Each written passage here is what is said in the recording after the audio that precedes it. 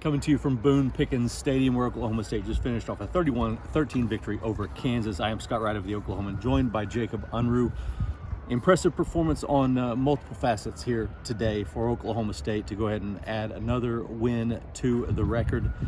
Chuba Hubbard, not crazy numbers. No. A lot of days, a lot of running backs would take 23 carries for 122 yards, but it felt like a little bit of a slow day for Chuba Hubbard here today. But Mike Gundy definitely buying into the Hubbard for Heisman talk.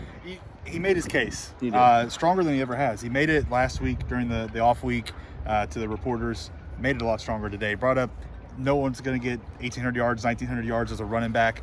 He said if Chuba doesn't get there, it becomes a quarterback award in his mind. I thought it was fascinating. But Chuba played well today and still made his case, had some shorter touchdown runs. I kind of joked, if he's not running for 50-plus yards, this is kind of boring. But it's really not. It's Chuba. Chuba at his best. He's finding holes. He's patient. He's getting better each week. Yeah, he is. And LD Brown came in place of him late. Had a really productive day, almost 10 yards a carry for him. The defense was on the verge of pitching a shutout. It kind of felt like in the press box it was like talking during the seventh inning of a no-hitter up there for a while. But still, they ended up giving up 13. But that was, at that point, the game was really in hand. Yeah. Great performance by the defense. Yeah, and Jim Knowles actually said he wished they wouldn't have given up those 13. I think he really wanted this shutout as a defensive coordinator. But they did a good job. They what was it, 30 some odd yards rushing for Kansas at this point on 24 carries. I think it was 39 yards. They did a really good job against Puka Williams, one of the better running backs in the Big 12. He had his moments where he kind of started to get free, but they did a really good job. 3 turnovers, 2 interceptions by Kobe Harvell-Peel, 1 by Trace Ford. Kobe Harvell-Peel has 5 turnovers in the last 2 games. He's become this magnet for the ball, and it's becoming really fun to watch too. Yeah, absolutely. And the other thing that was really fun to watch was Drew Brown throwing a touchdown pass to Dylan Stoner.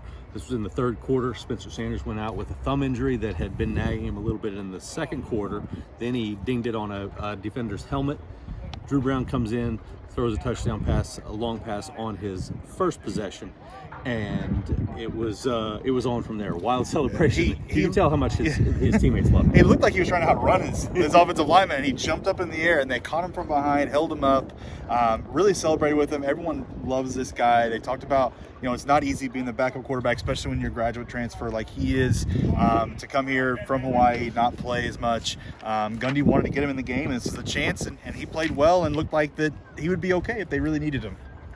As for Spencer Sanders, Gundy says it was just precautionary to go ahead and pull him out. He was obviously in some serious pain, had that thumb wrapped up after the game. So we'll see what the status is for him next week at West Virginia. Time still to be determined on that one. So stick with us. We'll have all the updates on Spencer Sanders and everything else Oklahoma State football related at oklahoman.com and every day in the Oklahoman.